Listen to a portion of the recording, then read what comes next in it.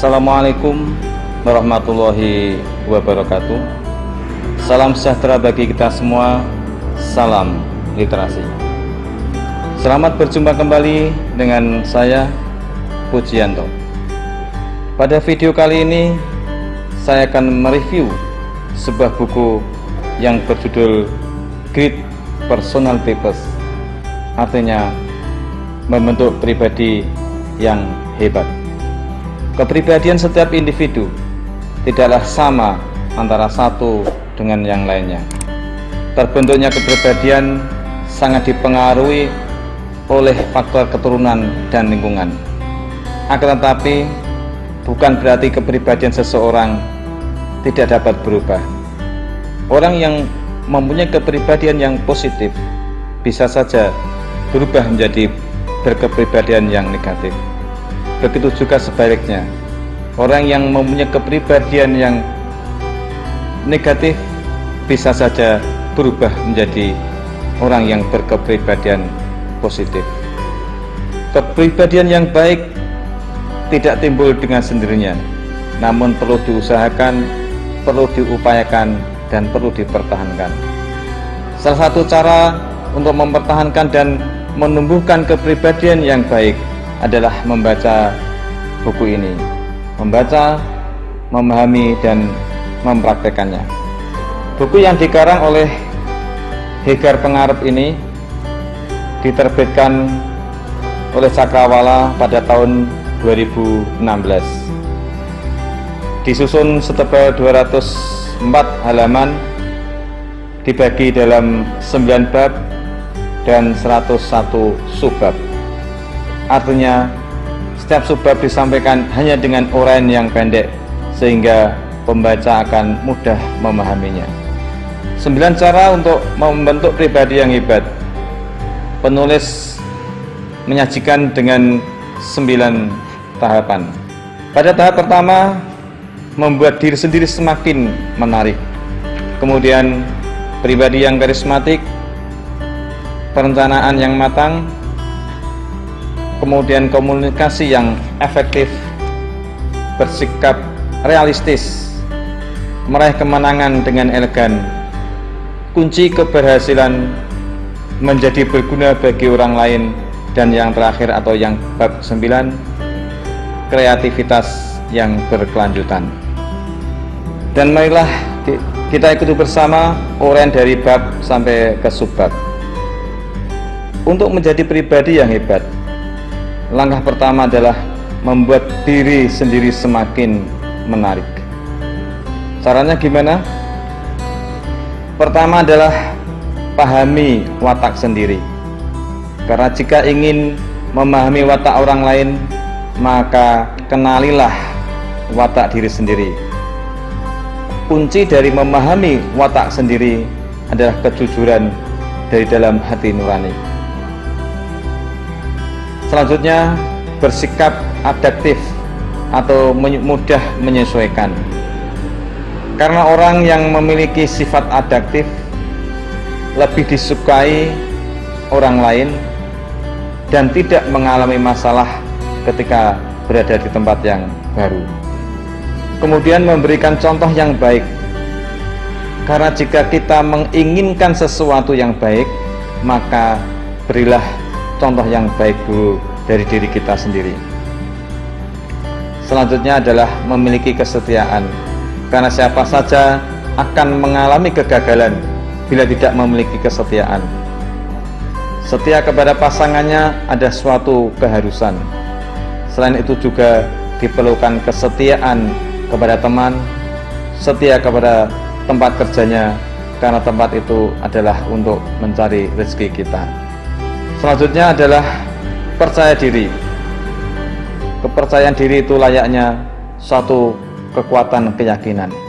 Ingat, orang yang mempunyai potensi luar biasa namun tidak mempunyai kepercayaan diri akan kalah dengan orang biasa yang mempunyai kepercayaan diri yang tinggi. Kemudian memiliki rasa malu. Rasa malu di sini bukan berarti menutup diri, namun malu bila kita melakukan hal-hal yang terlarang, sehingga bisa membentengi diri kita dari perbuatan tercela. Selanjutnya, bersikap lembut, karena orang yang bersikap lembut akan lebih dihargai dan lebih diterima oleh orang lain daripada orang yang bersikap kasar. Kemudian selalu tersenyum, karena tersenyum merupakan ungkapan optimis yang menyiratkan bahwa kita menerima segala sesuatu dengan senang hati. Dan orang yang mudah tersenyum akan mudah diterima dalam pergaulan dibandingkan dengan orang yang selalu cemberut. Kemudian ceria setiap waktu, karena orang yang ceria akan mudah dalam bergaul dan bisa menularkan energi positif bagi diri sendiri maupun pada orang lain.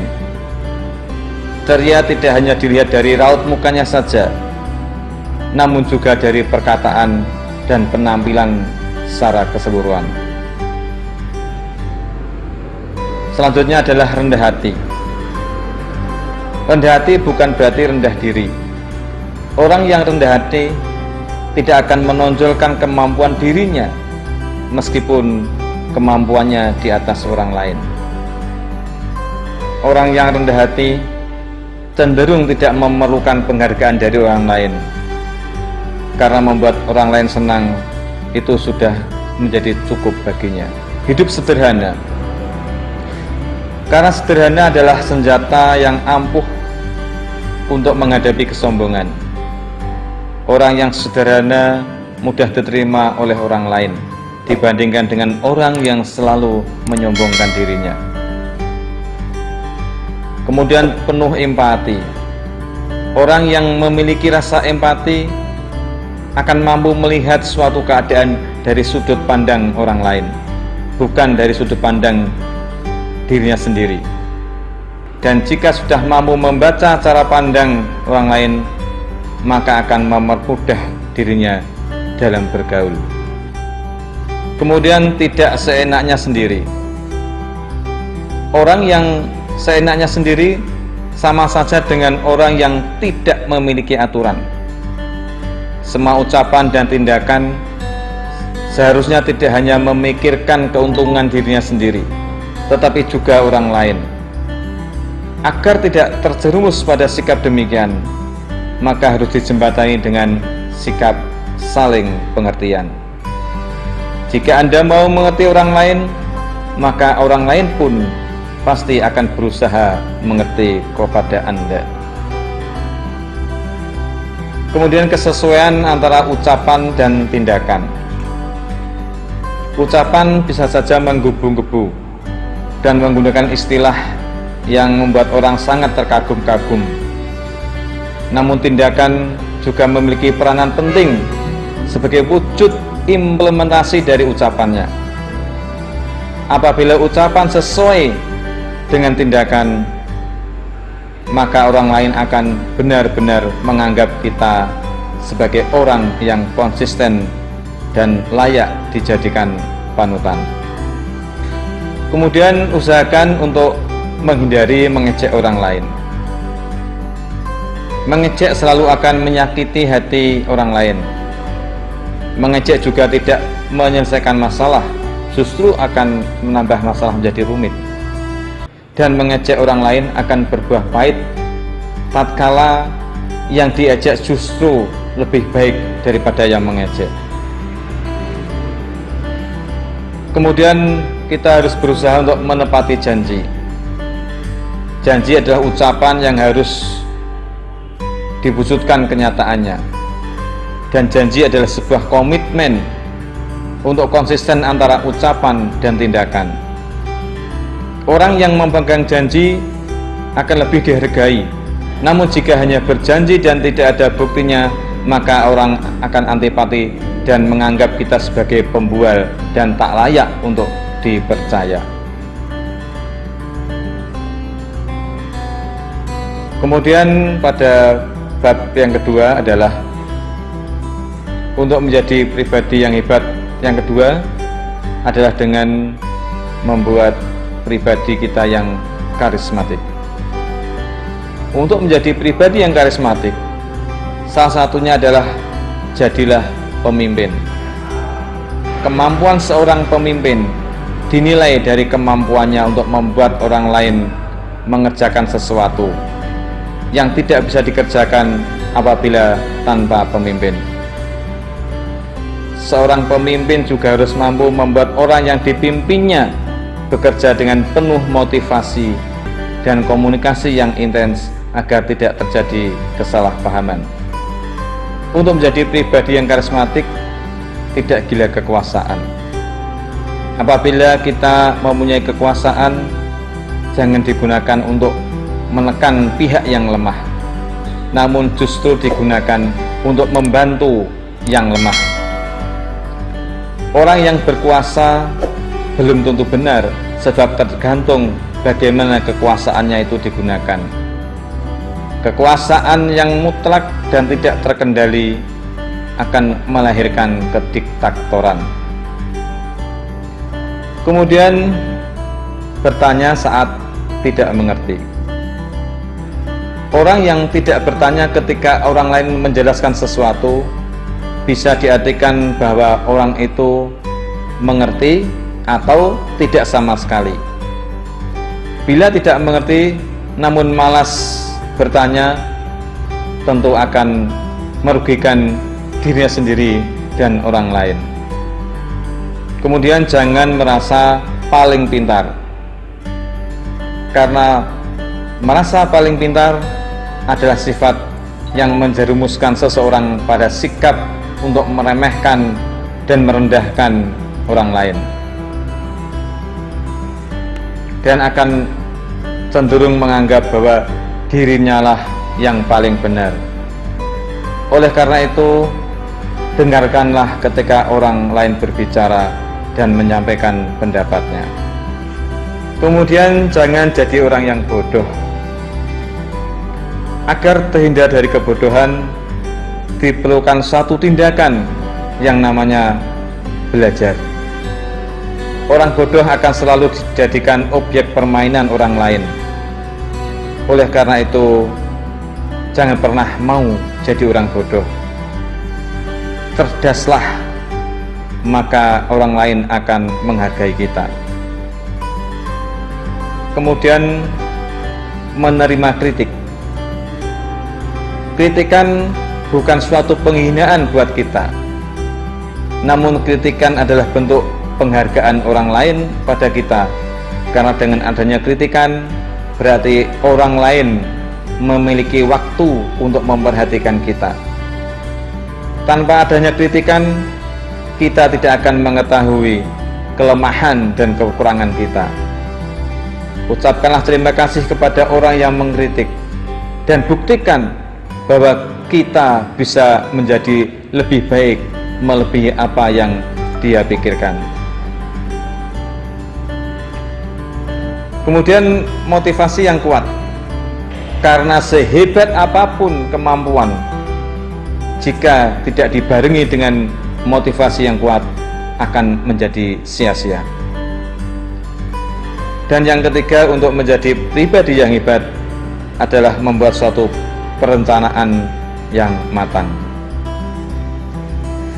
Sesuatu yang direncanakan cenderung lebih baik daripada tidak direncanakan sama sekali.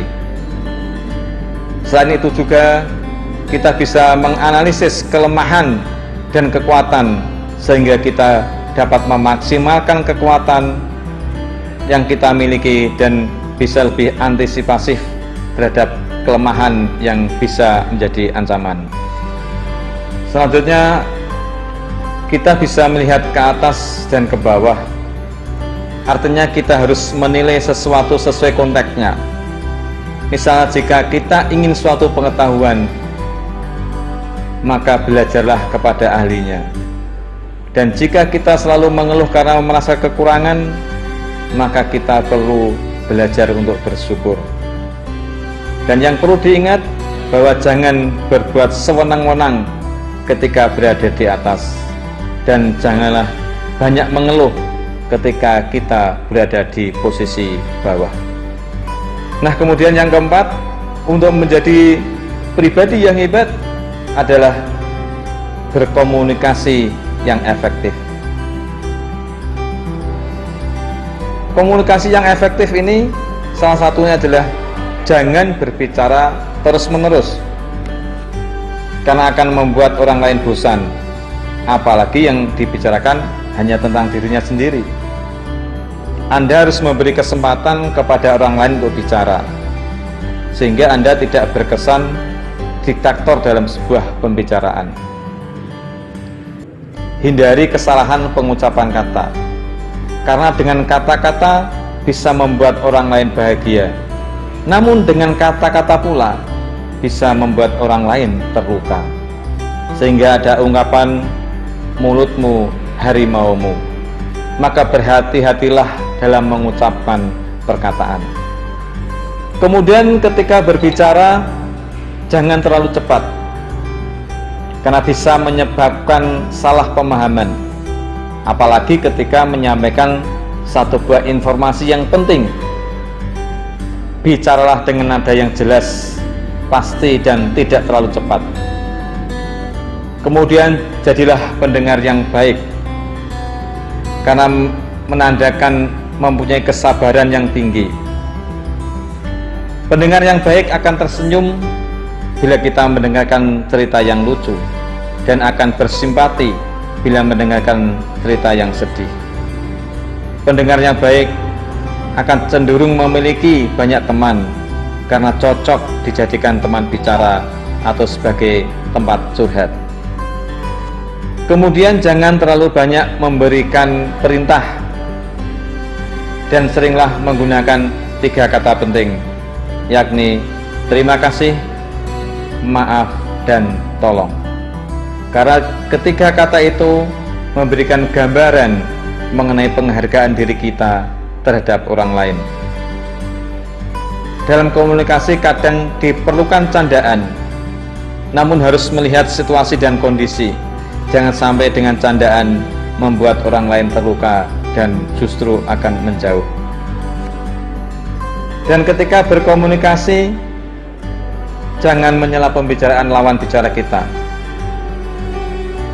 Dengarkan pembicaraan sampai tuntas, baru kita merespon dengan memberikan komentar atau bertanya bila kurang jelas. Selain itu juga, ketika berbicara, tataplah lawan bicara Anda, karena merupakan salah satu bentuk perhatian dan ketertarikan. Kemudian dalam pembicaraan, hindari mengumpat, karena merupakan kebiasaan yang tidak baik dalam pergaulan. Kemudian jangan mentertawakan orang lain, karena akan merasakan tersinggung. Dan jangan membicarakan masalah pribadi ke banyak orang, apalagi tentang diri kita sendiri, karena kita justru akan membuka aib kita sendiri. Nah, begitulah sekilas dari isi buku ini. Sebetulnya masih ada beberapa bab lagi yang belum saya sampaikan. Dengan harapan Anda menjadi penasaran dan ingin membaca kelanjutannya, karena buku ini sangat bagus bagi perkembangan pribadi kita. Silahkan beli di toko buku terdekat ataupun pinjam di perpustakaan terdekat Anda. Dan apabila Anda berada di daerah Kabupaten Semarang dan Ambarawa, bisa pinjam di perpustakaan daerah Kabupaten Semarang, baik yang berada di Ungaran maupun di Ambarawa. Dan semoga ada manfaatnya, terutama bagi perkembangan pribadi kita.